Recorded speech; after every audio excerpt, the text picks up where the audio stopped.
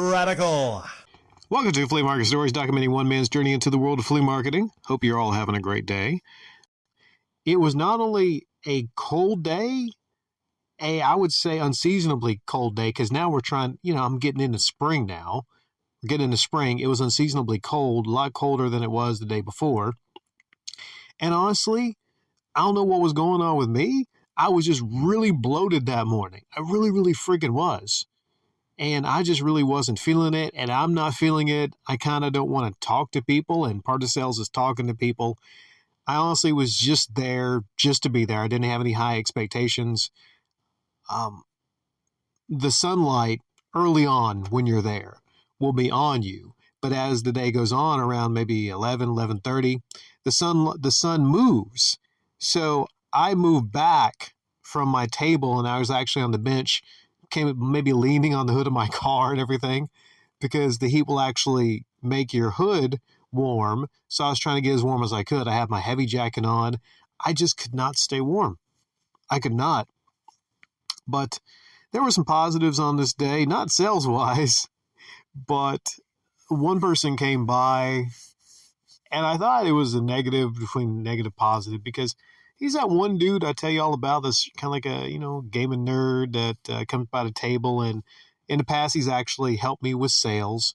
So on that day, I wasn't feeling my best. He was actually saying hey to people at the table. He was like kind of like my sidekick buddy. He was playing the one Xbox 360 I had set up to the left. And I was like, oh, it's cool. You just kind of hang back here and, he'll say hey to people. And in return, sometimes I help sell things for him, like some phone cases or whatnot. But really, I would say we're pals.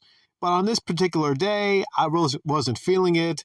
I would have rather him just mostly not be there, because there's an expectation to entertain someone and to talk to them, if you're buds, your pals or whatever. And I just wasn't feeling it. I guess I could have been honest to say like, I'm just not feeling much up to talking today. I just really don't feel that good.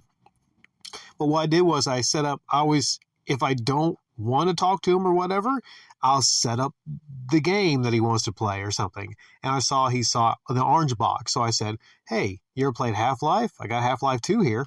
So he was playing that for about maybe 30 minutes.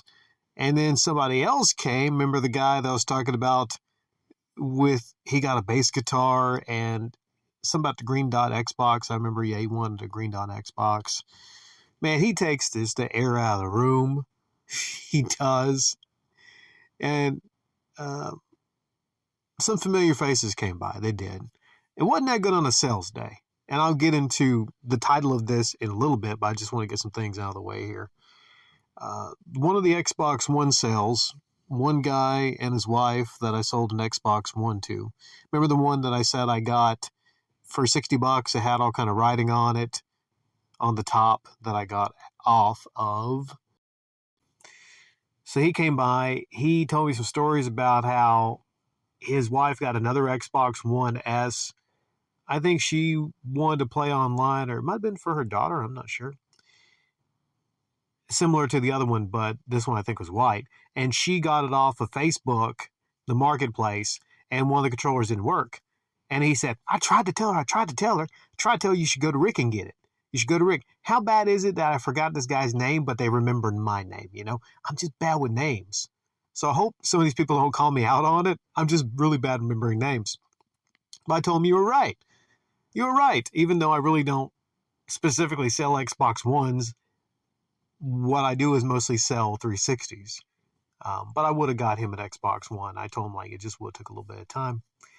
And I think after that, he left after telling me some stuff about a car. I forget. But then he left. Now, before those people came, some of the earliest people that came there were, I call them the comic couple. They always talk about comics. The man and his wife always talk about comic books. She used to actually, I don't think she was a manager of a GameStop, but she used to work at a GameStop. Actually, she might have been an assistant manager or something in a GameStop, So I might ask her some stories about GameStop, and then there might be some GameStop stories in the future or something, but probably not. They're both really nice. They're both very nice. Sometimes when they come by the table, they will actually arrange alphabetically the comic books if they're unorganized. They're just very nice people. Very nice people. And they mentioned that they were going to bring some comics to me. And I was assuming it was some that they had read that they don't collect, and they were going to bring some to me. I didn't know the situation or the terms of it. I was going to make an offer to them. Now, they brought the comics out of the car. They put them on a table to the right of me that was empty. I didn't get a good look at a lot of the comics. There were a mixture of comics, some movies, and for some reason, two shoes that were just in the box. And I said, maybe they thought I could sell the shoes. I don't know. I'm not sure what the deal with the shoes was. I was kind of confused. And like I said, I was not my normal self. I was not my normal wheeling, dealing self. So I tried to kind of mask the fact that I wasn't feeling that good. I told them that I had a lot of comics that I acquired, and next week I'd have a lot. And then I didn't know, I asked them a couple times like what they kind of wanted to do with it. And I mentioned that I could give them a lifetime free comic renting deal where they give me those comics, and any comics I get in the future, they can just borrow and read, which is, I thought was not a bad deal considering I pointed and I said I got some Deadpool novels there. I got this one huge Marvel Ultimatum book that has a sticker price of $49.90. I'm not pricing that, but it had a price of $50 on it. And I said, you could just borrow. You could just borrow comics, whatever you like. You know, you could take them home and read them because they're readers. They're not collectors. In the same way, some people that play video games are players. They're not game collectors. So you gotta like find out who you're dealing with here. Same thing with movies. Some people collect physical copies of movies. Some people just watch them. Same thing with CDs and so forth and so on. Now, my memory's a bit fuzzy on all the things I said to them, but basically, I kind of shifted it to the next weekend. So I got to figure out exactly kind of what they want. If it's like money, I'm sure they wouldn't turn down a money offer for them.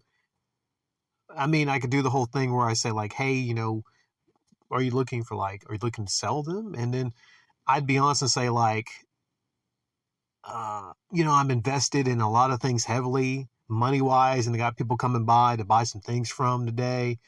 And which is not a lie, I have concerns with some of the vehicles. I have to replace the windshield in my 94 Sentra.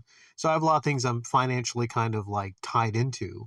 But of the stuff that I already have, you know, and I'm going to bring a variety of different things there. And I could say I could give you store credit for things I have right now for them. I just don't know what they like other than comics. Maybe what I'll probably do is a trade. I'll probably do a trade. And they said they like Marvel comics. So now I wonder, what am I going to bring there to trade? Some of the nicer books, some of the other books. I kind of honestly don't want to trade some of the X-Men, and I mostly have X-Men from Marvel. Because, I mean, I'd like to read some this week before I sell them, because some of those are really nice early 90s Jim Lee books. I kind of don't want to trade those. Maybe a combination, depending on what they got. If I see some nice stuff, I might offer them a little cash myself. Just depends on what it is.